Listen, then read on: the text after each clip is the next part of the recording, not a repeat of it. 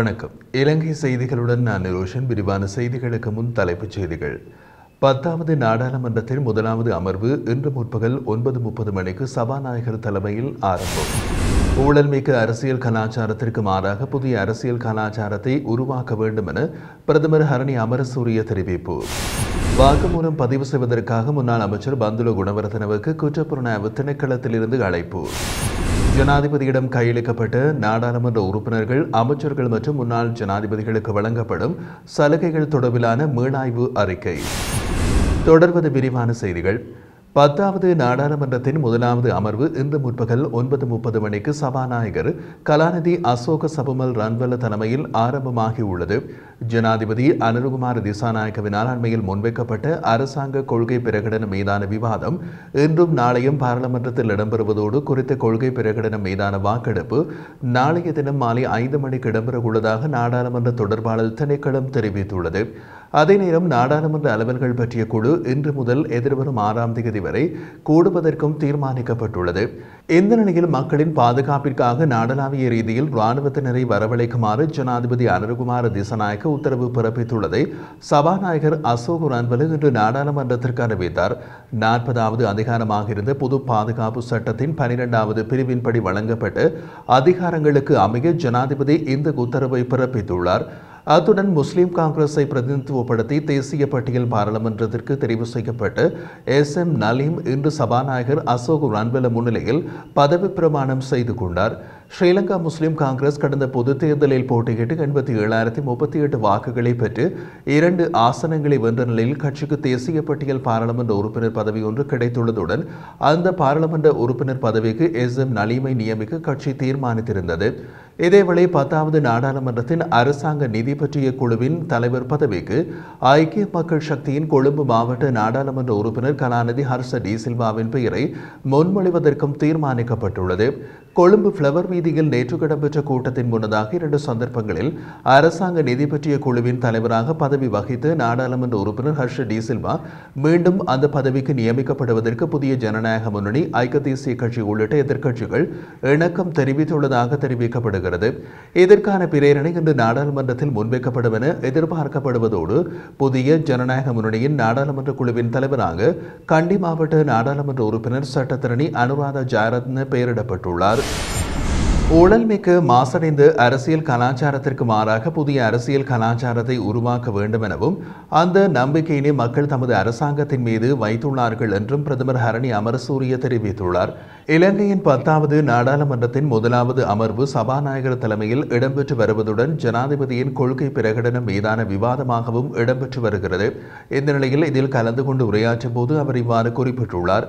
அவர் மேலும் தெரிவிக்கையில், எமது மக்கள் வழங்கியுள்ள ஆணையின் மூலம் தம்முடைய அரசியல் நோக்கங்களுக்காக மக்களை பிரிவுபடுத்தி வேறுபடுத்தி மக்களை பிளவை நோக்கி இட்டுச் செல்கின்ற அத்தனை விடயங்களையும் நிராகரித்து எமக்கு தெளிவான செய்தியினை வழங்கியுள்ளார்கள். அதன்படி மக்கள் எம்மீது வைத்துள்ள நம்பிக்கையின் பிரகாரம் எமது தேசிய மக்கள் சக்தி அரசாங்கம் இனவாதத்திற்கு ஒருபோதும் இடம் கொடுக்காது என்பதை வலியுறுத்தி கூறுகிறேன் என்றார். மேலும் மக்கள் மீது தமது அரசியல் நோக்கங்களுக்காக மீண்டும் இனவாத கருத்துக்களை பேசி ஒசிப்பிவிடும் முயற்சியினை தோற்கடிப்பதுடன் அதற்கு தேவையான அனைத்து நடவடிக்கைகளையும் எடுப்போம். நாட்டில் அனைத்து மக்களையும் ஒன்றுபடுத்தியவாறு அனைத்து மக்களையும் பிரதிநிதித்துவம் செய்கின்ற அரசாங்க முறையை கொண்டு நடத்துவதுடன் அந்த வரலாற்று பெருமதிமிக்க வாய்ப்பு நமக்கு கிடைத்திருக்கிறது. அந்த வாய்ப்பை ஒருபோதும் நாங்கள் தவற விடமாட்டோம் என்று தெரிவித்திருந்தார். உள்நாட்டு இறைவரி ஆணையாளரை நீதிமன்றத்தில் முன்னிலையாகுமாறு கொழும்பு மேலதிக நீதிவான் பண்டார இளங்கசிங்க உத்தரவிட்டுள்ளார்.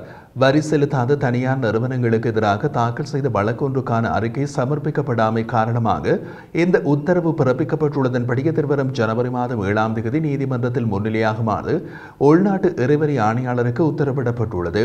இதேவேளை வாக்குமூலம் ஒன்றை பதிவு செய்வதற்காக முன்னாள் அமைச்சர் பந்துல குணவர்தனவுக்கு குற்றப்புலனாய்வு திணைக்களத்தின் நிதி குற்றப்புலனாய்வு பிரிவில் இன்று முன்னிலையாகுமாறு அழைப்பு விடுக்கப்பட்டது. அதன்படி அப்போது வர்த்தக மற்றும் உணவு பாதுகாப்பு அமைச்சராக கடமையாற்றியிருந்த பந்துல குணவர்தன சீனிக்கு விதிக்கப்பட்டிருந்த விசேட வரி 50 ரூபாவிலிருந்து 20 ரூபாவாக குறைக்கப்பட்டதன் மூலம் அரசாங்கத்திற்கு ஏற்பட்டுள்ள வரி வருமான இழப்பு தொடர்பாக வாக்குமூலத்தை பதிவு செய்வதாக நிதி மற்றும் வர்த்தக குற்றப்புலனாய்வு பிரிவு தெரிவித்துள்ளது. அதே நேரம் முன்னாள் அமைச்சர் பந்துல குணவர்தன அண்மையில் அரசியலில் இருந்து தற்காலிகமாக இடைவேளை ஒன்றை பெற்றுக்கொள்ள உள்ளதாக தெரிவித்திருந்தமையும் குறிப்பிடத்தக்கது.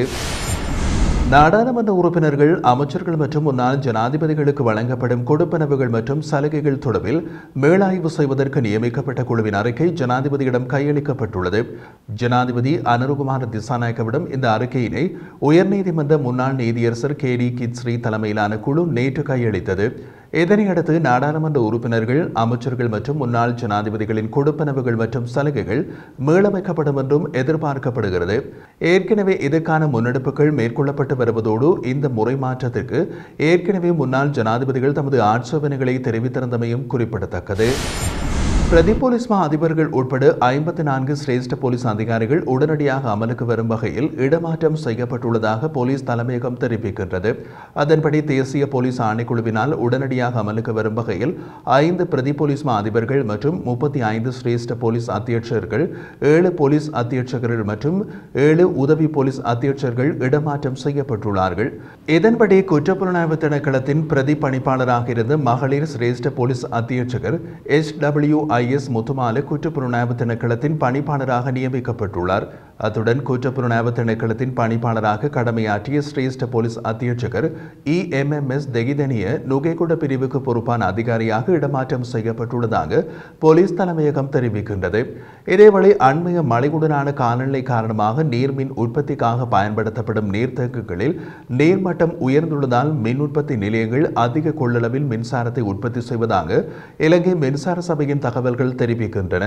இதன் அடிப்படையில் நேற்று முன்தினம் நாட்டின் மொத்த மின்சார தேவையில் 62.2% நீர்மின் நிலையங்கள் மூலம் உற்பத்தி செய்யப்பட்டுள்ள பின்னணியில் 35% முதல் 40% வரை மின்சார கட்டணத்தை குறைக்க வேண்டும் என மின்சார பாவனையாளர் சங்கத்தின் செயலாளர் சஞ்சீவ தம்மிக்க குறிப்பிட்டுள்ளார். ஸ்ரீலங்கா பொதுஜன பெரமுனவின் அடுத்த தலைவராக நாமல் ராஜபக்சவை முன்னிலைப்படுத்துவதற்கான திட்டங்களை அந்த கட்சி முன்னெடுத்துள்ளதாக செய்திகள் வெளியாகியுள்ளது. ஜனாதிபதி தேர்தலில் பொதுஜன பெரமுன கட்சியின் சார்பில் போட்டியிட்டு நாமல் ராஜபக்ச 3,42,781 வாக்குகளை பெற்ற நிலையிலும் கடந்த நாடாளுமன்ற தேர்தலின் போது பொதுஜன பெரமுனவை நாமல் ராஜபக்சவை வழிநடத்தியிருந்தார். குறித்த ஜனாதிபதி தேர்தலில் கட்சி பெற்ற வாக்குகளை விட சற்று கூடுதலாக 3,50,429 வாக்குகள் பெற்றுக் கொண்டிருந்த நிலையில் அந்த கட்சி சற்று முன்னேற்றம் கண்டதோடு தேசிய பட்டியல் உள்ளடங்களாக 3 நாடாளுமன்ற உறுப்பினர்களையும் பெற்றுக் கொண்டுள்ளது. இந்த நிலையில் எதிர்வரும் உள்ளூராட்சி சபை தேர்தலை கட்சியின் தேசிய அமைப்பாளரான நாமல் ராஜபக்சவை வழிநடத்துவார் எனவும் 2ஆம் தலைமைத்துவத்தை உருவாக்குவதற்கான ஒத்திகை களமாக உள்ளூராட்சி சபை தேர்தல் பயன்படுத்தப்பட உள்ளது எனவும் பொதுஜன பெரமுன கட்சியின் உள்ளக தகவல்கள் தெரிவிக்கின்றன. அதன் மூலமாக வெகு விரைவில் பொதுஜன பெரமுன கட்சியின் தலைவராக நாமல் ராஜபக்சவை முன்னிறுத்துவதற்கான களத்தினை உருவாக்கும் செயற்திட்டங்களை அந்த கட்சி முன்னெடுத்துள்ளதாகவும் தெரிவிக்கப்படுகிறது. ஐக்கிய மக்கள் சக்தியின் அனைத்து தேசிய பட்டியல் நாடாளுமன்ற உறுப்பினர்களின் பெயர்களும் விரைவில் வெளியிடப்படும் என அந்த கட்சியின் பொதுச் செயலாளர் ரஞ்சித் மத்துமபண்டார குறிப்பிட்டார். எதிர்க்கட்சித் தலைவர் அலுவலகத்தில் நேற்று இடம்பெற்றிருந்த கலந்துரையாடலின் பின்னர் ஊடகங்களுக்கு கருத்து வெளியிட்ட போது அவர் இந்த விடயத்தை குறிப்பிட்டுள்ளார். பொது தேர்தல் முடிவுகளுக்கு அமைய ஐக்கிய மக்கள் சக்தி பெற்றுக்கொண்டு 5 தேசிய பட்டியல் ஆசனங்களுக்கான உறுப்பினர்கள் இதுவரையில் முழுமையாக பெயரிடப்படவில்லை. இதன்படி தேசிய பட்டியல் நாடாளுமன்ற உறுப்பினராக ரஞ்சித் மத்துமபண்டார நியமிக்கப்பட்டுள்ள நிலையில் அந்த கட்சியின் ஏனைய 4 தேசிய பட்டியல் ஆசனங்களுக்கான உறுப்பினர்களின் பெயர்கள் இன்னமும் வெளியாகவில்லை. குறித்த தேசிய பட்டியல் ஆசனங்களுக்காக எரான் விக்ரம் ரத்ன, இம்தியாஸ் பாக்கீர் மார்கார், டலஸ் அழகப்பெரும, பேராசிரியர் GL பீரிஸ், மனோ கணேசன் மற்றும் சுஜீவ செனசிங் ஆகியோரின் பெயர்கள் முன்மொழியப்பட்டுள்ளது.